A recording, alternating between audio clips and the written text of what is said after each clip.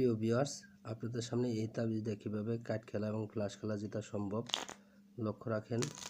কীভাবে জেতা যায় তো আপনাদেরকে সরাসরি ভিডিওটা দেখাইতেছি, লক্ষ্য রাখবেন। প্রথম চাইলাম আমি 3 ফোঁটা, লক্ষ্য রাখেন 3 ফোঁটা কোন দিকে চলে যা, লক্ষ্য রাখেন প্রিয় বন্ধুরা, এই যে 3 ফোঁটা অবশ্যই তাবিজের দিকে এসে পড়ছে। তো বন্ধুরা, ভিডিওটা ভালো লাগলে অবশ্যই চ্যানেলটা সাবস্ক্রাইব করে পাশে থাকবেন। লক্ষ্য রাখেন আমি খেলিস, এবার 7 ফোঁটা চাইলাম, দেখেন 7 ফোঁটাটা কোন দিকে চলে যা, এই যে 7 ফোঁটাও আইসা পড়ছে। তো এরকমভাবে আসবেই। তাবিজটা ওই পাশে রাখলাম, তাবিজ যেদিকে থাকবে সেদিকে চলে যাবে। লক্ষ্য রাখেন গোলাম চাইলাম, এবার গোলাম কোন দিকে চলে যা। আর ভিডিওটা ভালো লাগলে দাদারা অবশ্যই চ্যানেলটা সাবস্ক্রাইব করে পাশে থাকবেন। লক্ষ্য রাখেন এই যে গোলাম অবশ্যই তাবিজ দিকে চলে গেছে।